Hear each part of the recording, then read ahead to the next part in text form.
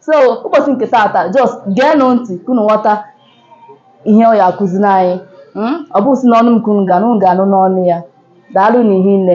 Biko unu na-ekirikwa vidio a, biko na-atụsara m vidio a, share this video biko ka ndị na-amarọkwa ihe gbasatara omenala Igbo mụtakwa ihe na this video. Daalụ n'ihi nne. Biko achọrọ m ka ịgwatụ ụmụ ndị na-ekiri vidio m ahụ ka ị kọwaa onye Igbo ka amarakwuo gị. Ọ dị mma. Ọra na eze ndị Igbo ekene m unu. Igbo ndị ọma njem ọnụ ekenekwa m unu. Onye na-anụ onu ya bụ onye na-akpọ mmiri enwe ilo. Mmiri enwe ilo onye ọkala akwa Igbo arịa m. Mmiri enwe ilo eze nwaanyị Nsọbalị. Onye kụnụ ya nọ. Na bụ uso si na ife o ji bụrụ onye anyụcha nsị na Igbo gbudi ya aja bụ na ọ da abịara ife mmadụ awọ ife onye ọzọ.